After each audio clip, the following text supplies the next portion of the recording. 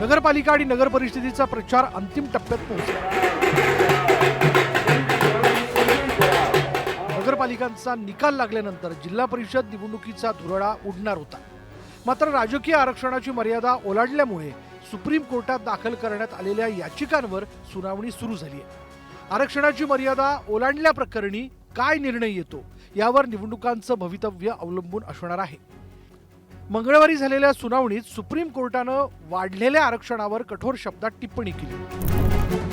लोकसंख्येनुसार प्रतिनिधित्व कसं देता येईल यावर आम्ही निश्चितपणे निर्णय देऊ, अशी टिप्पणी सरन्यायाधीश सूर्यकांत यांनी केली। संवैधानिक आदेशाच्या माध्यमातून निश्चित केलेल्या कालावधीत निवडणुका घेण्यासाठी आणि आरक्षण धोरण सुसंगत करण्यासाठी काहीतरी उपाय शोधला जाईल, असं सुप्रीम कोर्टानं म्हटलं।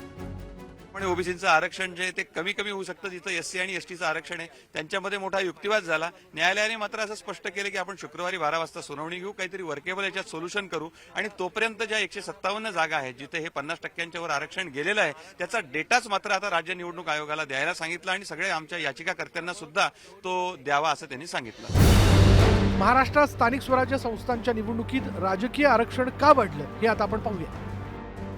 मराठा समाजाला SEBCतून 10% आरक्षण देण्यात आलं होतं, तर ओबीसी प्रवर्गासाठी 27% राजकीय आरक्षण पूर्वीप्रमाणे ठेवण्यात आलं। यामुळं राज्यात राजकीय आरक्षण वाढलं, तर दुसरीकडे जिथे जितकी लोकसंख्या त्या प्रमाणात राजकीय आरक्षण दिलं जातं। मात्र त्या आरक्षणालाही मर्यादा आहे। राज्यात SC, ST आणि OBC यांचं एकत्रित मिळून आरक्षण 50%पेक्षा जास्त नसावं असा नियम आहे, मात्र तो नियम पाळला गेला नाही।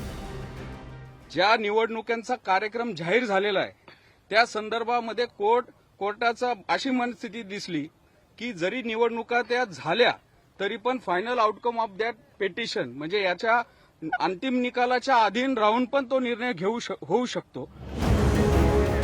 राज्यात काही जिल्ह्यांमध्ये आरक्षणाची ही मर्यादा ओलांडली गेली आहे, त्यामुळे सुप्रीम कोर्टात याचिका दाखल करून दाद मागण्यात आली। राज्यात स्थानिक स्वराज्य संस्थांच्या निवडणुकीत कोणत्या ठिकाणी आरक्षणाची मर्यादा ओलांडली गेली ते आता पाहूयात। 15 जिल्ह्यांमध्ये सरपंच आरक्षणात 50% निकष पाळला गेला नव्हता।